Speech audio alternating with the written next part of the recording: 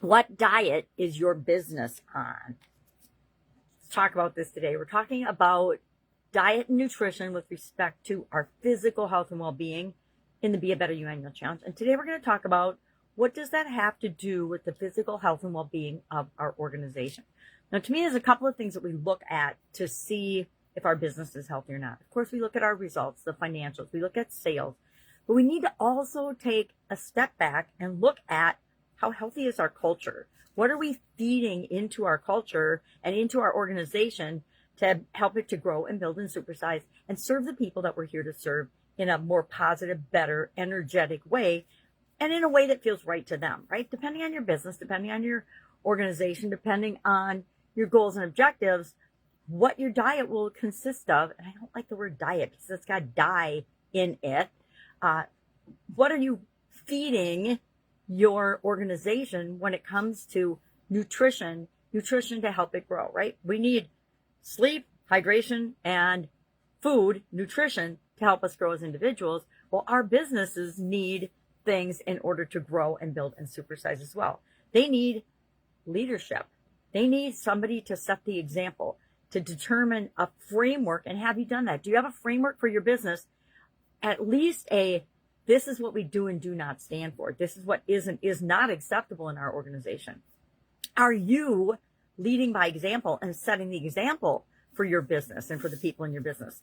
The speed of the pack is absolutely positively determined by the speed of the leader. If you are not participating, not visible, not out leading by example, nobody else in your organization is going to lead either. I speak to people almost every day, and one of the biggest complaints is, well, so-and-so isn't doing this or that or this or that, that I expect them to. But then when I dig a little deeper, I find neither is the person that I'm talking to. They're not behaving in a way that they expect other people to. Guess what?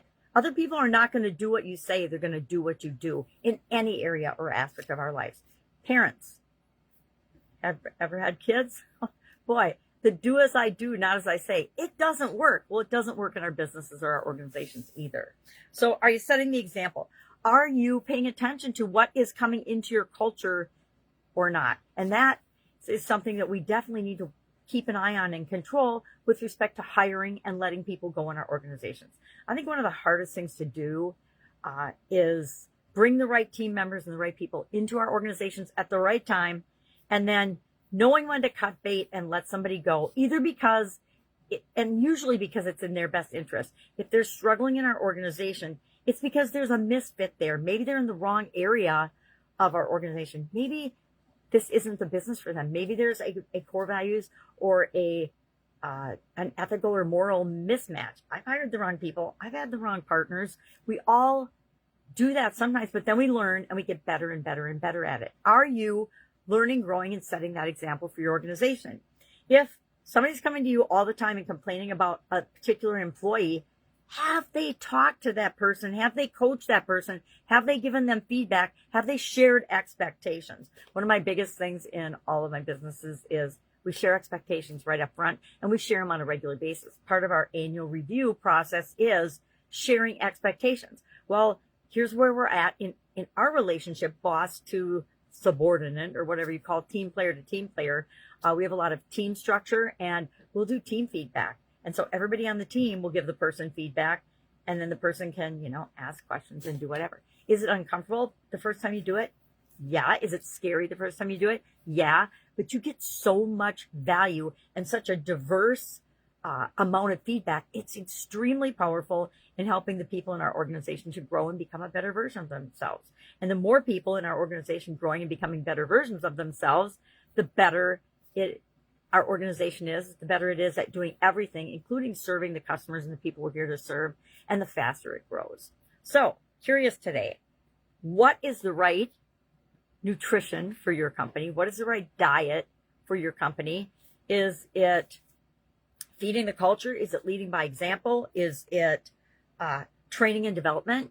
I will tell you, in corporate America, my favorite companies to work for were the ones that actually helped me to get better, helped me to be a better manager, a better leader, a better planner, a better scheduler. Nowadays, you want somebody that's going to teach you AI, things like that. But are we focused on growth? Are you giving people growth opportunities within your organization, or just saying, hey, you're here to do a job, just do the job, I don't want to hear it? No, right? If you're that kind of leader, you're probably not listening to me. Mindset, what are we doing to feed our collective brain and mind as an organization? Are we bringing in outside experts to teach us certain skills and things that we need as an organization? Are we doing an assessment at least annually of where we're at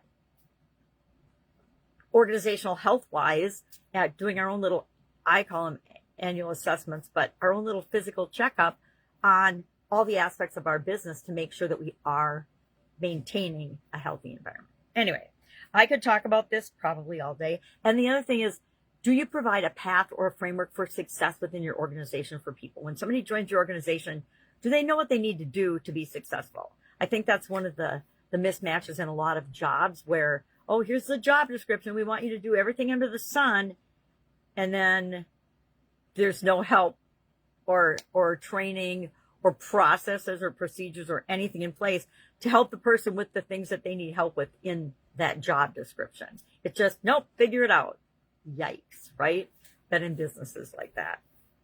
Didn't feel very good, but I did figure it out, and I did add structure so the next person didn't have to figure it out. And that, in and of itself, is a benefit to the organization. Are you documenting and keeping track of what's working and what's not? I sure hope so. All right, if you have any questions about this, again, diet and nutrition, not really my thing.